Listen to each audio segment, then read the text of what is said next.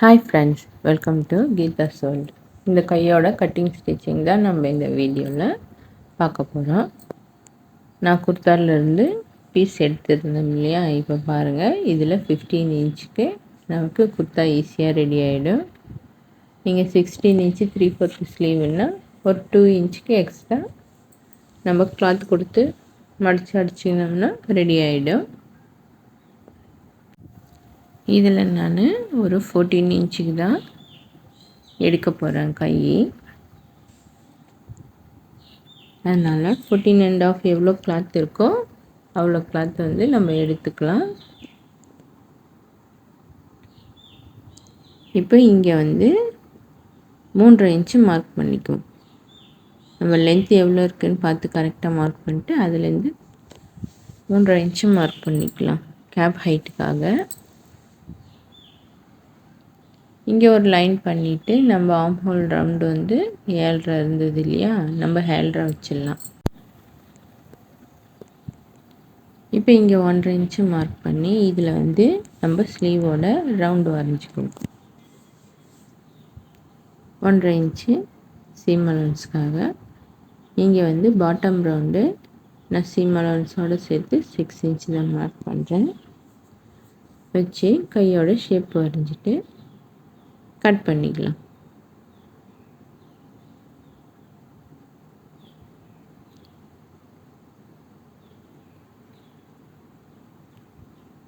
Cut பண்ணிவிட்டு அதுக்கப்புறம் பார்த்தா இன்னும் எக்ஸ்ட்ரா கிளாத் இருந்தது. அதுக்கப்புறம் தான் ஐடியா வந்தது அம்ப்ரெல்லா ஸ்லீவ் வைக்கலான்னு சொல்லிவிட்டு. ஏன்னா இவ்வளோ கிளாத்தும் இப்போ குர்த்தா ரெடி பண்ணிட்டோம், பேலன்ஸ் இருக்குது, வேஸ்ட் ஆகக்கூடாது இல்லையா, அதனால் பிளான் பண்ணிங்க. இப்போ இதோட சென்டர் பாயிண்ட் எடுத்துக்கலாம். கை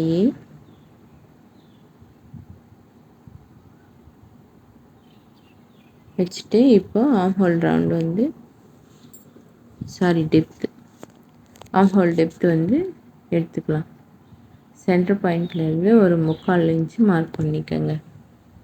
3/4 இன்ச்சு மார்க் பண்ணிவிட்டு ஆர்ம் ஹோல் டெப்த்து எடுத்துடலாம்.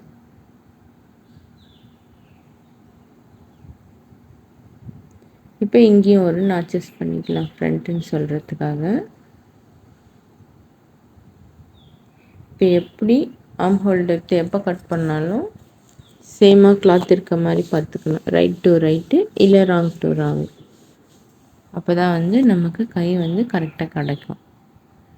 இப்போ இந்த பேலன்ஸ் கிளாத் இருக்குது இல்லையா, இதை வந்து 4 கிளாத் இருக்குது. 4 கிளாத்தும் நான் அப்படியே எவ்வளோ அகலமாக கிடைக்குதோ அந்த அளவுக்கு ஃபோல்ட் பண்ணி எடுத்துக்கலாம்.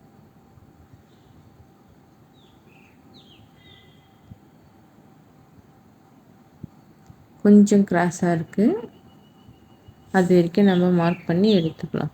4 கிளாத் இருக்குது பாரு. ஏன்னா நம்ம வந்து டபுள் லேயர் அம்ப்ரெல்லா ஸ்லீவ் பண்ண போகிறோம். அதுக்காக நீங்கள் வந்து சிங்கிள் லேயர் பண்ணுறதா இருந்தால் இதில் 4 கிளாத் இருக்கு இல்லையா, நம்ம 2 கிளாத் போட்டால் போதும். இப்போது நம்ம கையோட சுற்றளவு எவ்வளோ இருக்கோ அவ்வளோ கிடைக்குதான்னு பாருங்கள்.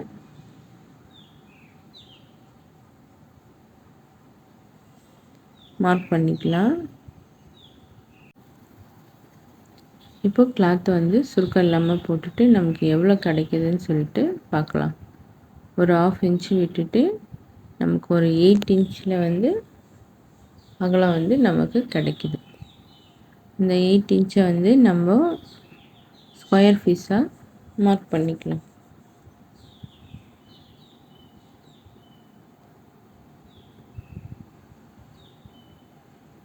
இது வந்து ஃபுல் அம்ப்ரெல்லா இல்லை, ஆஃப் சர்க்கிள் அம்ப்ரெல்லா ஸ்கர்ட் வரையும் உள்ள சேம் மெத்தடு தான்.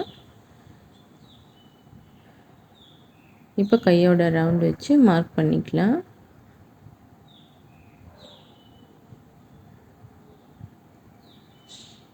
கையோட ரவுண்டு மார்க் பண்ணிவிட்டு அதுலேருந்து நமக்கு எவ்வளோ கிடச்சிருக்குன்னு பார்த்தீங்கன்னா ஒரு 6 இன்ச்சு கிடச்சிருக்கு.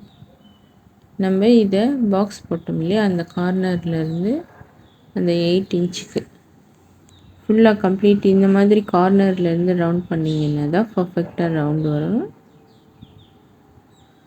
வரைஞ்சிட்டு இப்போ கட் பண்ணிடலாம்.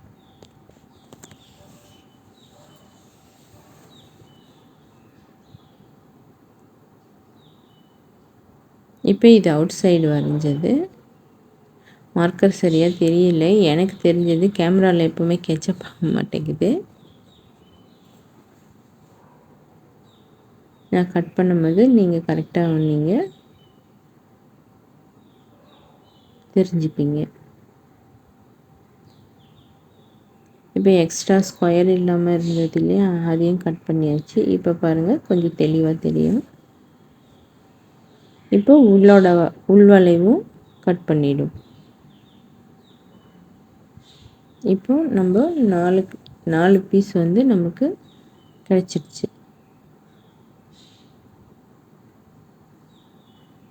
இதில் 2 பீஸ் வந்து நம்ம எடுத்து வச்சிடலாம்.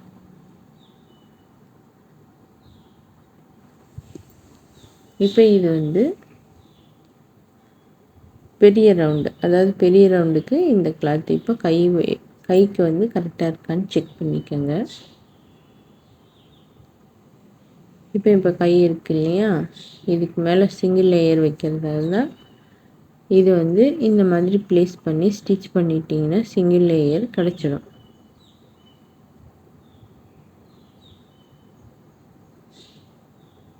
இதான் சிங்கிள் லேயரில். இப்போ வந்து நம்ம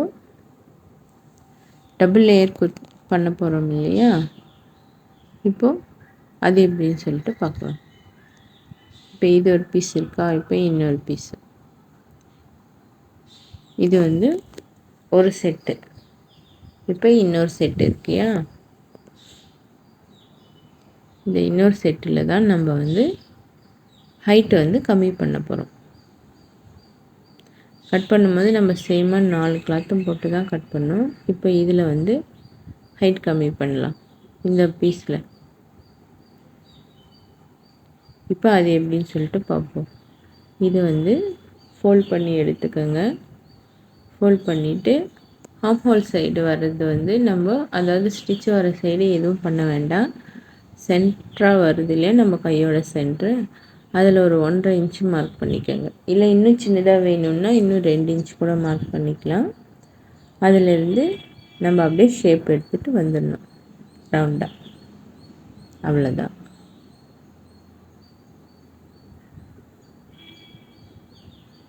இப்போ ஷேப் எடுத்து கட் பண்ணிவிடும்.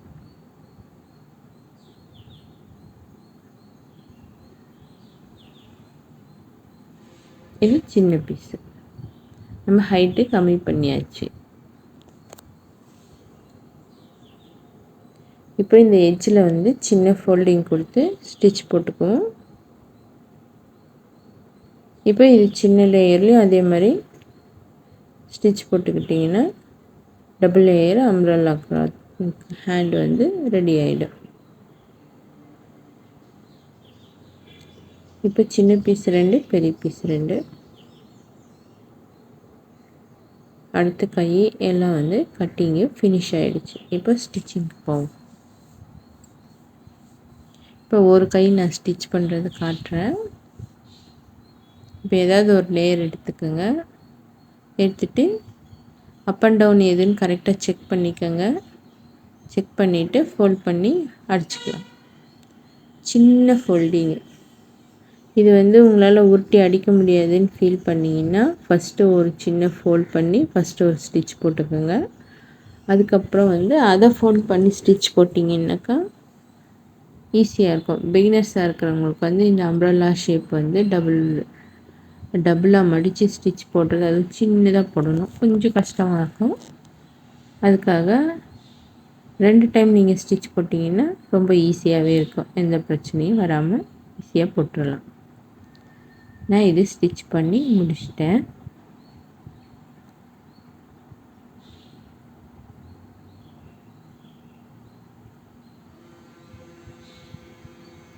பாருங்கள், முடிச்சாச்சு.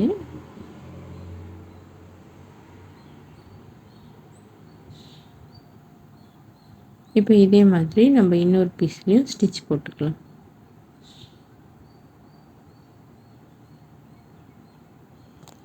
ஸ்டிச் போட்டு முடிச்சிடலாம்.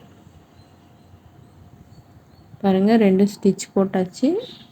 ரெண்டும் வந்து ஜாயிண்ட்டும் பண்ணிட்டேன். அதாவது பெரிய லேயர் சின்ன லேயர் ரெண்டுமே. இப்போ இது வந்து நம்ம கையில் வச்சு ஜாயின் பண்ணிட்டோம்னா ஃபினிஷ் ஆகிடும். இப்போ இது வந்து இதனோட சென்டர் பாயிண்ட்டும் கையோட சென்டர் பாயிண்ட்டும் வச்சு ஒரு பின் பண்ணிக்கோங்க. பின் பண்ணிவிட்டு நம்ம ஸ்ட்ரெயிட்டாக ஒரு ஸ்டிச் போட்டுக்கலாம்.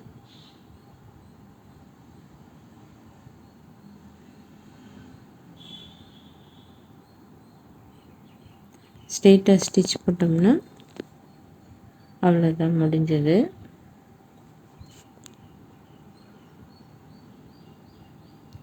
இப்போ வந்து ரா எட்ஜஸ் அடியில் இருக்கு இல்லையா, அது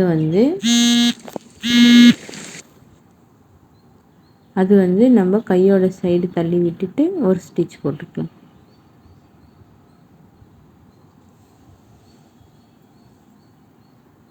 படிமான தையல் இது முடிச்சுட்டு அதுக்கப்புறம் இதில் கோல்டு கலர் இருக்கிறதால ஒரு சின்ன லேஸ் மட்டும் கோட்டாப்பட்டி லேஸ் வந்து கொடுத்துப்போம், கொஞ்சம் ஹைலைட் பண்ணுறதுக்காக. இப்போ நம்ம ரா எட்ஜஸ் எல்லாம் உள்ளே தள்ளி ஸ்டிச் பண்ணோம் இல்லையா, அது மேலே வச்சு ஸ்டிச் போட்டுக்கிட்டா அவ்வளோதான்.